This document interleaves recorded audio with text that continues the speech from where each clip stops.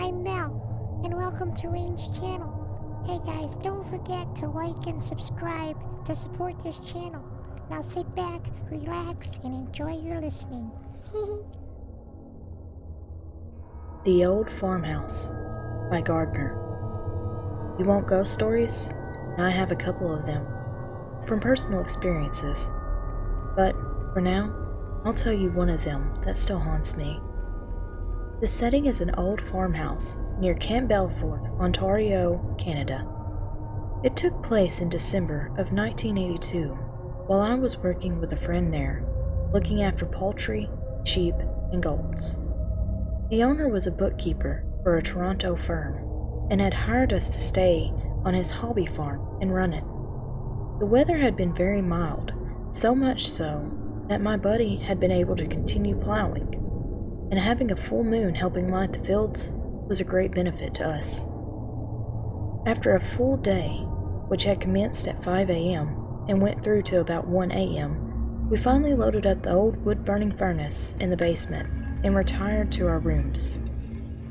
I have a nasty habit of having to read a bit before turning out the light, and did so for about 20 minutes, then turned the light out. The full moon seemed to keep the room well lighted, and I soon drifted off. I awoke to find a girl standing beside my bed, dressed in a long nightgown, and I was seeing through her.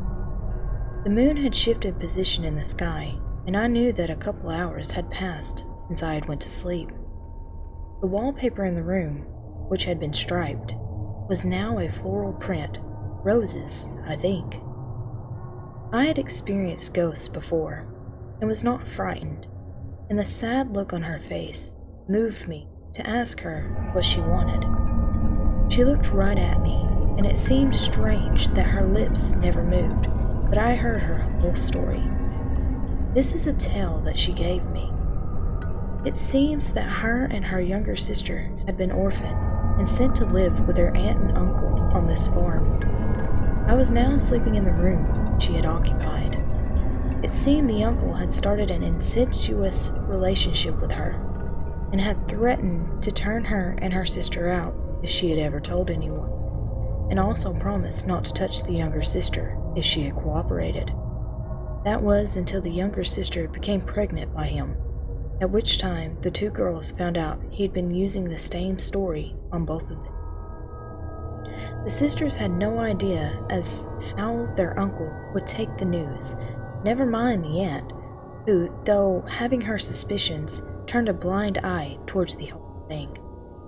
The story becomes a little blurry here, as if I couldn't receive the information quick enough. But the next part was as clear as the December night it was told in. The uncle killed both of them, and had buried them in the basement. He told his wife and the neighbors they had run off with some no-good out west somewheres, and as far as he was concerned, it was good riddance. At this time, the girl started to fade, slowly, and I watched in amazement as the wallpaper started to change back to its stripes. The floral pattern faded, and as quickly as it did, the stripes appeared. The moon hadn't changed position much, and I was sitting up in bed. I did not awaken this way. I was already awake.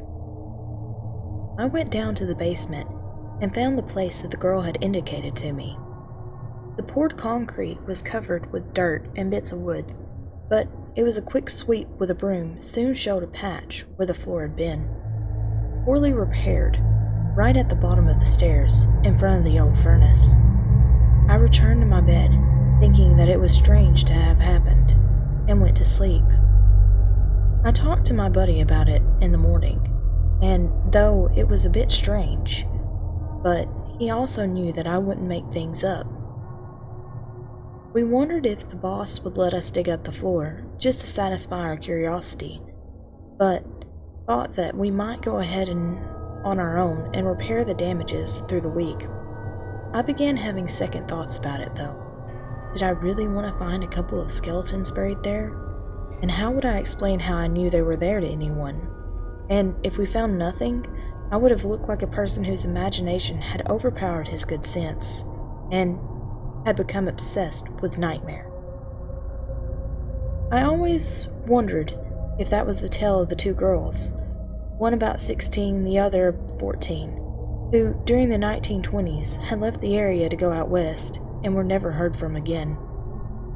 I also wonder what would happen if I returned to the old farmhouse and somehow talked the owner into allowing me to dig up the part of the basement. I'd probably be run off with a shotgun. I also wonder if I'd let down a spirit who had reached beyond the grave, attempting to get the truth out. If I have, I hope she forgives me. The story I related is a true one, and whenever I think about it, I have one of those questions running through my mind. If you wish to reach out to me, email me at gardner@orioncom.ca. Thanks for listening. If you enjoyed the narration, don't forget to like the video and make sure you subscribe for future content just like this. If you have a story you would like to be narrated, just contact Rain by email. It's linked down below. We look forward to seeing you again next week. Bye.